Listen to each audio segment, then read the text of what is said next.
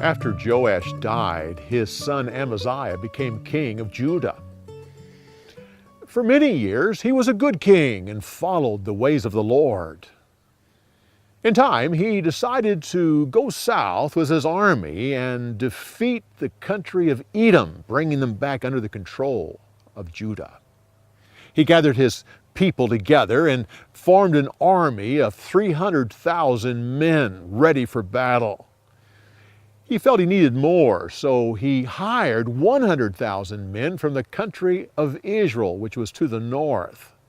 He paid them 4 tons of silver.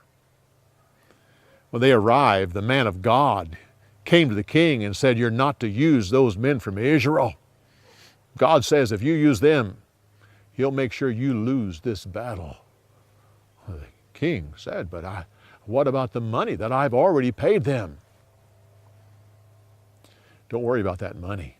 God is able to make up more than that to you. Best to send them back. He sent the men of Israel back north, and then he took his army and headed south down towards Edom. While they were going south, the men of Israel went back north. They were furious that they had been let go. So along the way, they raided several cities of Judah, plundering them and killing over 3,000 people. In the south, Judah conquered Edom, totally defeating them, bringing them back under the control of Judah. Unfortunately, the king brought back to Judah some idols of Edom, set up a shrine and started worshiping them. This made the Lord angry. He sent a prophet who said, "Why would you worship idols that weren't able to protect their own country from your army?" Amaziah stopped him, said, "Be quiet. You're not my counselor. Leave here right now or I'll have you killed." The prophet said, "If you're not willing to listen to the message of God, then He is going to judge you." And it was true. Things changed for Amaziah.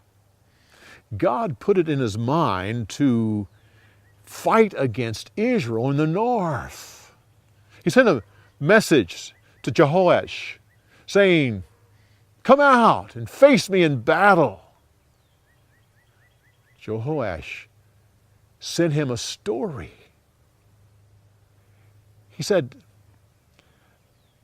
"The little Thistle sent a message to the mighty cedar tree saying, let's arrange a marriage between my son and your daughter." Just then, an animal came by and stepped on the thistle and crushed it. "Oh, you conquered Edom. That was a good battle. Rejoice in it. But don't let your pride attack Israel. If you attack us, Judah will be ruined." But God had put it into the mind of Amaziah to attack Israel, to punish him for worshiping the idols of Edom. They went to battle north of Jerusalem. Israel totally defeated Judah, sent them running back to their homes. Jehoash captured Amaziah, took him with him, and then went down and took control of Jerusalem. Destroyed part of the walls. 600 feet of the walls were torn down. Then they ransacked the city, taking all the gold and silver from the temple and from the royal palaces. When they were done, Jehoash left Amaziah there and took his army back north to Israel.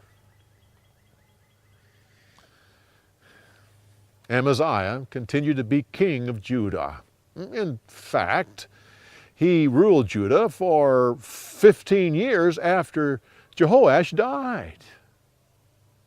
Finally, some men tried to assassinate the king, but he ran from Jerusalem and went to a different city. But they chased him down and killed him there.